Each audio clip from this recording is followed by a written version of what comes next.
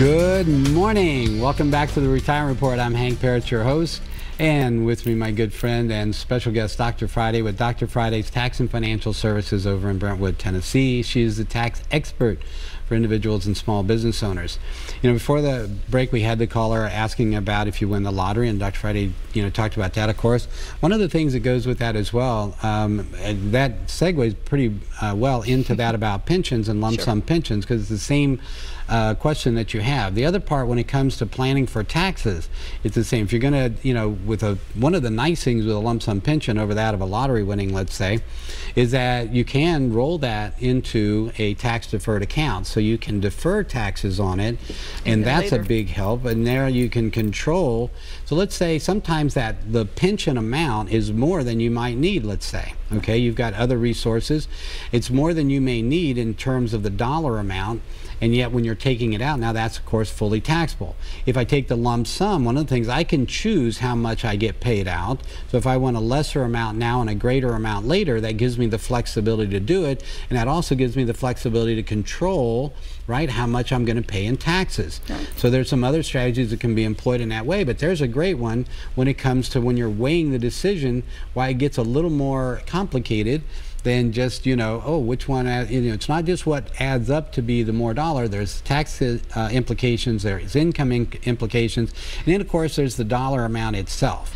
All right, you get, you know, do you want to have more assets, or do you want to have this income stream, and if you died, what happens to the family? That's too. And then also a lot of times people will look, and one of the things you said, a lot of people still have mortgages when they hit retirement, and it's the one bill that they all look at their retirement as paying off. It's one of the biggest things. My radio show, hear it all the time. I don't even do financial planning, and you know, you, I'm sure, hear it a lot, and I know I call him a lot, and I've sent him people, because one of the biggest things is they see that, okay, I owe 100 on the house, I've got 200 sitting over here, I'm just going to take 100 out, which automatically means they're going to pay 25%. So they need to take 125, more than that, because every time you take more out, you have to pay more taxes, right?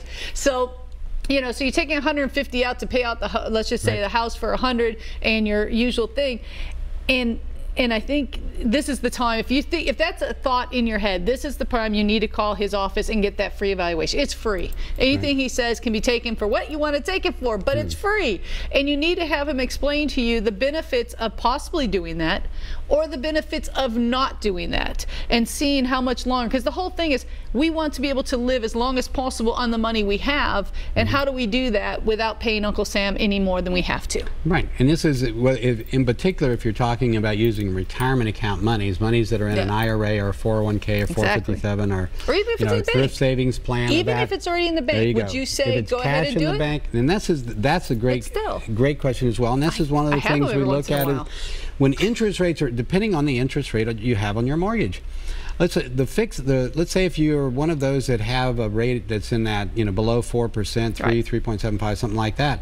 Well, that's a very low rate, and it's fixed. It's not going to go up. That's a fixed cost. Interest rates, on the other hand, are starting to go up. So if the money that you've got invested is making 6 or 7% or more, okay, in today's market, you know, I've got portfolios right now working with clients that are, you know, making over the last 10 years average over 8%. So one of the things you get per year, right? So if you're making 3 and you're making 7 or 8, yeah, if I've got, you know, a couple $100,000 or $500,000 or whatever, you know, the dollar amount might be. Let's just say on the mortgage, and most of them are that, you know, come to me with this, the mortgage is much smaller, but let's say it's, you know, a couple $100,000 even. All right, if you got 200,000 sitting, you could write the check and pay it off anytime. I mean, you got the 200,000 mortgage, and you're paying 3 over here, and you're making 7 or 8 over here. Well, you know, I can still write the check at any time, but why don't I take advantage of those two, you know, while that's working that way?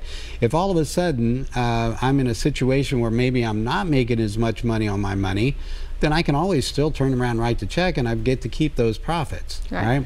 So this is one of the things when we're looking at that equation, and it's, you know, for each individual it's different. Sometimes, yes, I'll say, yeah, just go ahead and pay it off. All right, maybe the interest rate that you're paying on the mortgage is higher. Maybe the amount of money you're making, it's just sitting in a bank. It's not doing anything anyway. Yeah, just go ahead and get rid of that obligation. So each individual's situation is going to be a little different there. And that's the whole idea behind getting an individual, comprehensive, personalized financial plan. All right. So again, first 10 callers, we'll throw it out one more time.